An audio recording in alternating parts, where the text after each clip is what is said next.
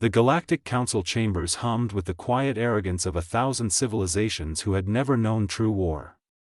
Ambassador Vale of the Chorus, a tall, silver-skinned being with 4 luminous eyes, tapped his crystalline fingers against the podium and addressed the assembly with practiced boredom.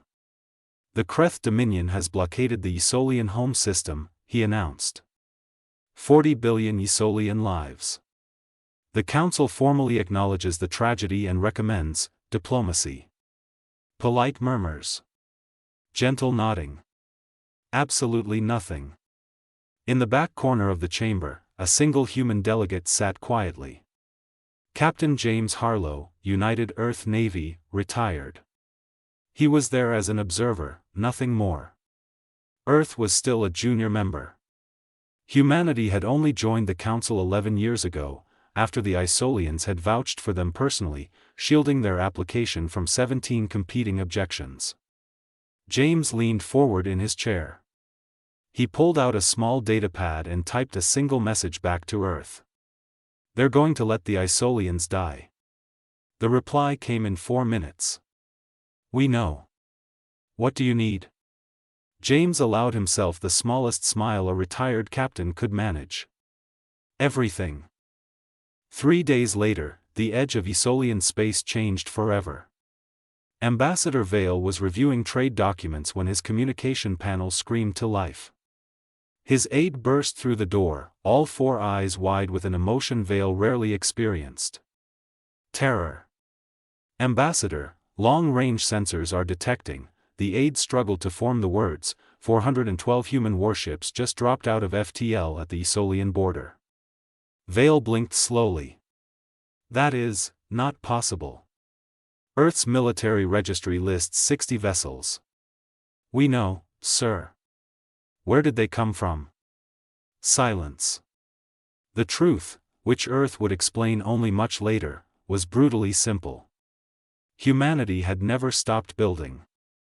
While submitting modest fleet numbers to the Council registry, they had quietly constructed an entire shadow navy across 17 asteroid belts, 3 uninhabited moons, and 1 very discreet shipyard on the dark side of Jupiter. Not out of aggression.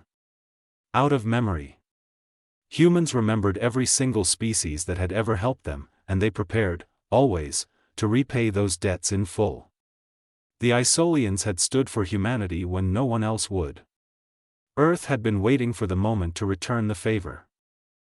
Admiral Rebecca Stone's voice came across every Kreth frequency simultaneously. She did not shout. She did not threaten. She simply spoke, the way a mountain speaks to a stream, without effort, without doubt.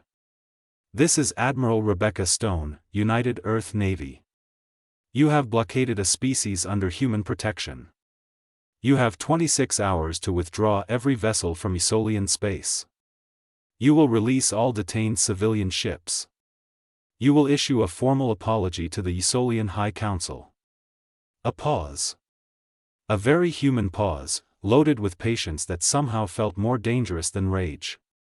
If you require motivation, our weapons have already achieved a targeting lock on your flagship. All 412 of our vessels are combat ready. We have not fired because we are giving you the opportunity to make the correct decision. Another pause. We are very good at waiting. We have been waiting 11 years for this conversation. The Kreth Dominion, a civilization that had conquered 30 systems in 2 centuries, said nothing for 6 hours.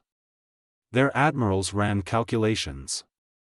Their generals reviewed human combat history. Their emperor reportedly read the file on the Battle of Europa and then sat alone in his chamber for a very long time. The blockade broke in 19 hours. The council chamber was not bored this time. Ambassador Vale stood at the podium looking at James Harlow the way you look at something you thought was harmless, a stone on a path, a quiet river, and suddenly understand it never was. Earth deployed an unregistered fleet, Vale said carefully. The council will need an explanation. James set down his coffee, actual Earth coffee, which he brought to every session, and folded his hands. The Ysolians saved us 11 years ago, he said simply. We repaid the debt. That's all. You have been hiding warships. We have been building warships, James corrected gently. For our friends. The chamber was very quiet. Every ambassador, from the oldest empire to the youngest collective, looked at the human delegate and performed the same silent calculation. They thought about which species they had helped. Which ones they had ignored. Which ones were now friends of Earth.